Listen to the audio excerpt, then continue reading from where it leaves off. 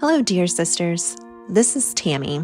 I know we are over a month out from the retreat, and I just want to let you know that we are still praying for you.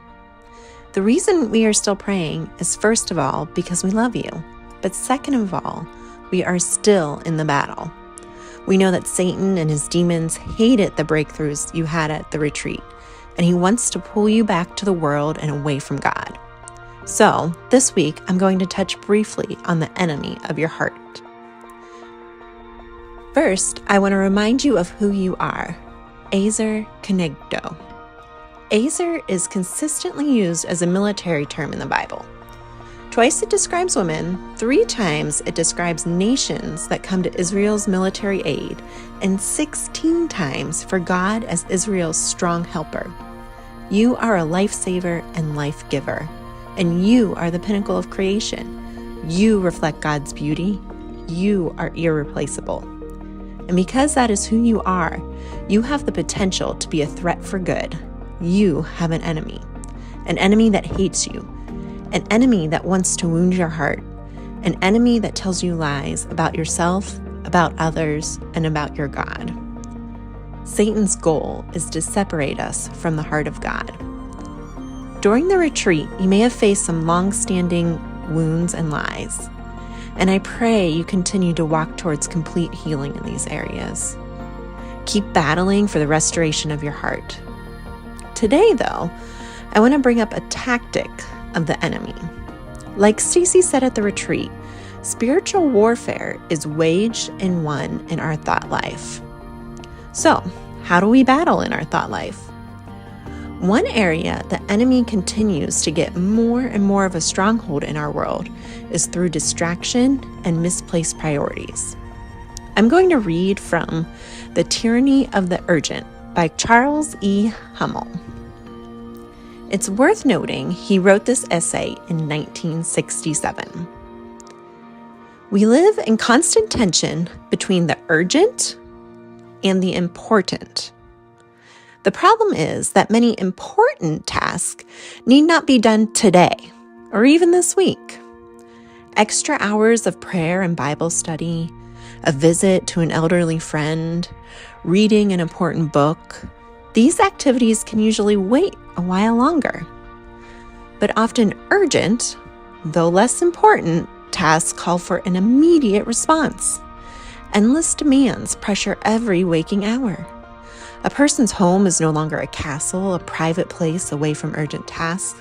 The telephone breaches its walls with incessant demands.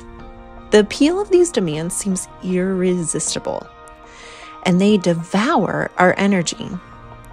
But in the light of eternity, their momentary prominence fades. With a sense of loss, we recall the important tasks that have been shunted aside. We realize that we've become slaves to the tyranny of the urgent. End quote. Sisters, is Satan winning little battles of the mind with the tyranny of urgency? This essay was true 57 years ago. How much truer is it today with the invasion of cell phones? Do push notifications come during your quiet time? Has a text interrupted a conversation with your child? I have 2 challenges for you. 1, at the end of today, check your digital well-being on your phone. It will show you the amount of time you were on your phone and what apps you were using.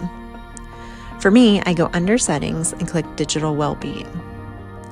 Let this be a reality check for you. 2, don't let Satan get a foothold here anymore. Choose one practical change that allows you to be focused on the important, on the spiritual war at hand, and be present in the moment. Maybe you set your phone to do not disturb for blocks of time during the day.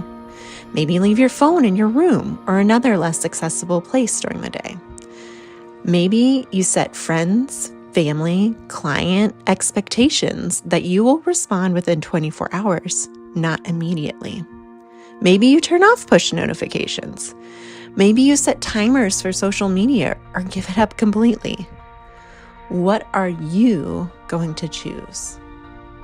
After listening to this message, commit to battling right now. I want you to take a few minutes to ask God in prayer what change He would like you to make regarding your phone.